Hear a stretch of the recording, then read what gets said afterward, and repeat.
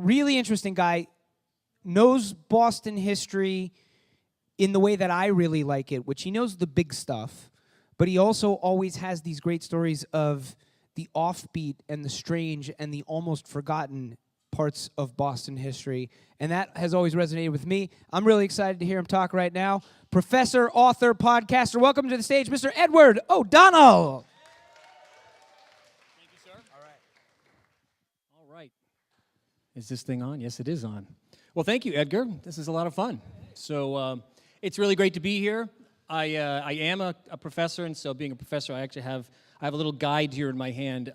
Normally I have unlimited time to talk, and I only have 8 minutes here. So this is not to tell me what to say; it's tell me like how to move along. So I'm going to do just that. It's a great honor to be here and great crowd on this night.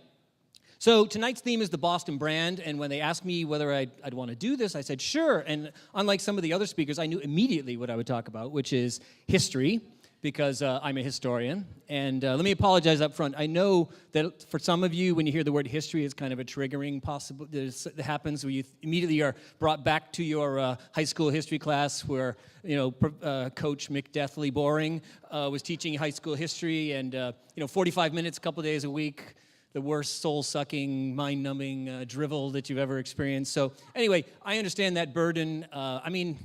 Everybody knows that story. I mean, even the worst professor at Hogwarts, the worst non-deadly professor at Hogwarts is who?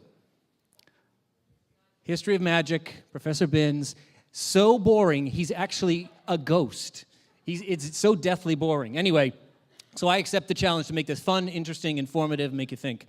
So why did I think of history besides the fact that I'm a historian? One, it's obvious that one of the key parts of the brand, the Boston brand, is history. If you go anywhere and tell people you're from Boston, people, what do they say? They say, I love Boston, or I can't wait to go to Boston because of, quote, all that history. I mean, it's really number one on people's agenda when people think of the city of Boston. And that makes, perfectly sensible.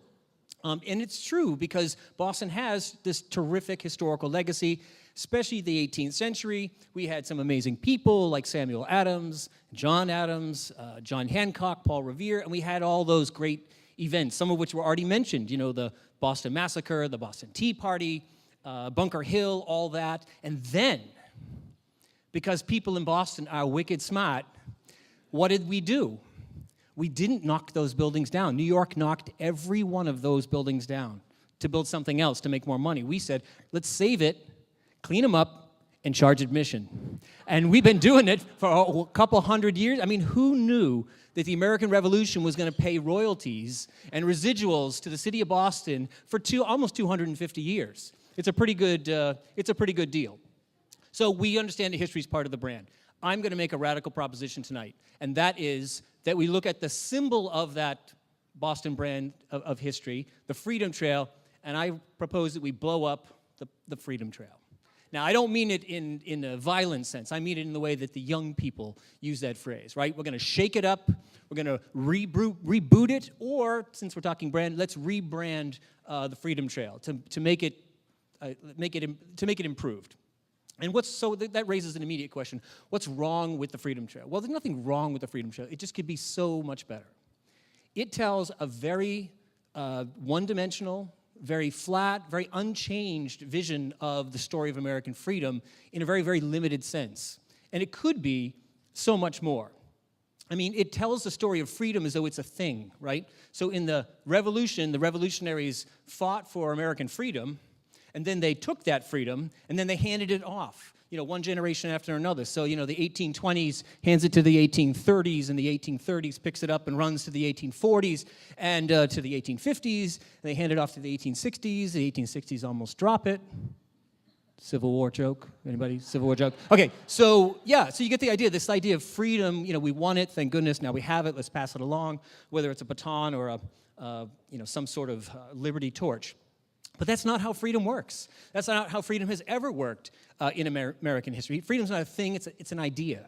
And to make it more complicated, it's a flexible idea, it's a fluid idea, it's an idea that defies definition. So we have all these competing definitions of what freedom is. And these visions of freedom, these ideas of freedom, they collide all the time. That's really what literally what animates American history is the collision of my vision of freedom versus your vision. My vision of freedom, or an individual's, the most unchallenged freedom in America in 1850 was the freedom to own people as slaves. And then along came people who said, we are going to challenge that in the name of granting freedom and citizenship to those enslaved people, right? Collision of freedoms, and that's what it's all about. So the freedom trail, I propose, should reflect this more dynamic, more flexible, more really interesting vision of what freedom in America, what the story of American freedom really looks like. So let me just give you, since I have limited time, just 3 examples. How about we find the place in downtown Boston where there once was a courthouse, where in 1851, a group of black and white abolitionists kicked the door in, overpowered the guards, and grabbed a young black man. And this black man was named Shadrach Minkins. He was a recently escaped slave, and he had been caught. And he was going through procedures to be sent back into slavery, and they said no. And they grabbed him, they spirited him away, and the next thing you know, he's on the Underground Railroad and goes to Canada, gains his freedom. And these folks were not just fighting for one man's freedom. They were fighting a much bigger battle going on in America to redefine what American freedom was, to open it up and to include more people, in this case, people of color. And that was not a popular position. It ultimately leads to civil war. How about another example? This is more recent, right? 1973, on Bromfield Street, a group of gay men and women gather and they establish a newspaper.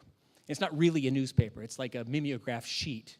But it becomes a newspaper. It's the Gay Community News. And it's not the first gay newspaper in America, but it quickly becomes the paper of record, the most important gay rights, gay community newspaper in the country. It's read in all 50 states, and it literally creates a gay community. People in Florida find out about other people in New York, who find out about people in San Francisco and in Des Moines and other places, and it's really at the vanguard of the gay rights movement. And these people face death threats, vandalism, and they are part of that unfolding freedom story in America, and they're every bit as important as the Boston Tea Party or the Old North Church. Let me give you a third example. In 1917, a woman named Margaret Sanger, whose name may ring a bell, women's rights activist, big promoter of birth control when it was illegal. She spoke in Boston, 1917, about those things, and she met a woman named Catherine McCormick, who was also a women's rights activist, but also wicked rich. And those two teamed up, and make a long, long, amazing story short, which you should look into. They teamed up to get people to invent the birth control pill right here in Massachusetts. All the activism, they faced incredible opposition, and all the science right here in Boston, right out there in Worcester, Massachusetts. And in 1960, against incredible odds, they get the birth control pill on the market. Now, I'm guessing if I asked for a raise of hands, would people say yes or no? We won't do this. Does this or does this not dramatically expand the freedom opportunities, the freedom horizons for American women? Of course, right? That belongs on the freedom trail, right up there with the Tea Party and everything else. So there are lots of other possibilities, right? There are strikes, there are institutions, there are speeches, there are rallies, all kinds of things in and around the freedom trail that should be added to a new freedom trail, a freedom trail 2.0. And this would accomplish 3 things. First, it would completely freak out the sons and daughters of the American Revolution. And, it'd be good for them. Secondly, it would revitalize this history brand, this part of our brand, which is history. Scrape off some rust and really redefine it, make it much more interesting and exciting. Would any of you go to a restaurant that hadn't changed its menu in 70 years? That's the freedom trail. It started in the early 50s. They've made a few tinkers, but it's basically the same. And again, we don't need to get rid of those sites. How about like a menu, we add some more pages? That's what a rebooted, reimagined freedom trail would do. And then thirdly, this would allow us to teach the story of American history to Bostonians, to school kids, to visitors in a much more real and meaningful way. They would see history as this struggle and freedom as a part of that struggle, and a clash of ideas and something that's not finished. It's ongoing. And to kind of nail that point, hang on. Don't trust my memory in these occasions. Usually I have slides. I'm going to let Coretta Scott King close this out. Now, who's Coretta Scott King? She's the wife of Martin Luther King, who lived in Boston. She lived in Boston. And she said, freedom is a never-ending process. Freedom is never really won. You earn it and win it in every generation. Let's make the Freedom Trail embody that spirit. Thank you.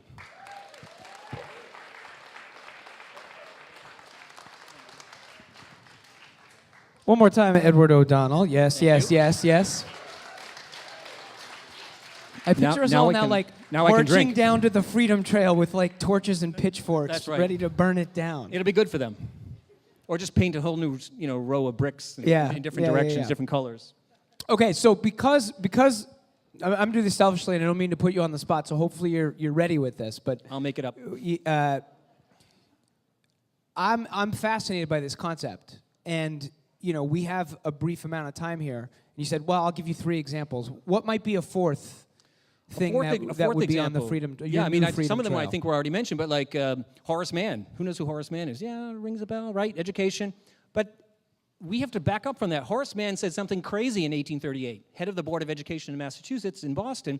He said, to save democracy, we're becoming big and more complex and more immigrants and more urban. We've got to have free, universal education, and it has to be carried out by professionally trained teachers.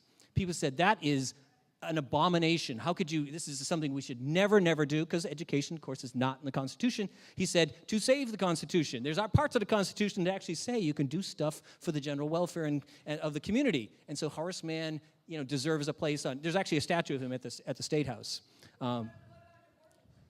Well, you could do that. You could have, since we've got Margaret Sanger already mentioned, parts of that are certainly part of that story. We could have, and again, you don't have to be Boston proper. You could spread out to see places of violence against abortion clinics. We've had that. You could also include places where freedom is set back, right? We don't have any places that I know of in Boston to identify where slaves were bought and sold, right? We do have a marker on Boston Common that tells you about a woman named Mary Dyer, who in 1660 was executed on the Common by the Puritans for being a Quaker, right? So a martyr to religious freedom. So we've got a lot of great things we could talk about.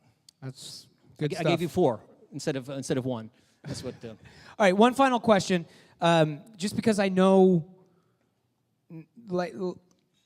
like I said earlier, not only do you know the big stories of Boston and Massachusetts in history, you know the little ones. So we've got an evening where we're going to have a couple more breaks. People can grab you and talk to you. Yep. Just give me a little teaser on one of your best obscure history stories about Mass. Just a little teaser, so if somebody might be like, oh, I got to hear that story, and come talk to you. About Boston or Massachusetts? Massachusetts, Boston.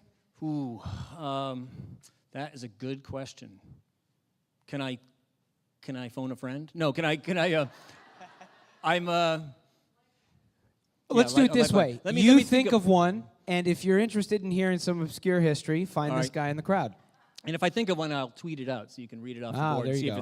See if it's worth checking out. But the point is that there's tons of great history, and we walk around Boston and see all these markers, and really for every marker you see, there are literally an unlimited number of markers that aren't there, that aren't telling a story. So some of the markers are inaccurate. The biggest problem with markers is there are so many that aren't there, that don't tell nearly enough stories about marginalized people, about poor people, about people with crazy ideas whose later ideas are validated. And that's the kind of nitty-gritty stuff of history that makes history so fascinating. And the most important thing about history, if I may, is that it's not just a cool exploration of the past. That's useless in a way. History is about now. We think about it as the past. It is the past, but it is also about now. James Baldwin said, history is not merely about the past. We carry it with us. It is with us here and now. It shapes the entire world we live in. Where we live, how we live, what job you have, who you marry, what politics you are, what issues come before us, what issues we're trying to decide right now in this election. It's all the product of history. And you don't have to look that hard. So knowing something about history doesn't give you answers, but it gives you insights that can help you find answers. Edward O'Donnell, everybody, let's hear it for him.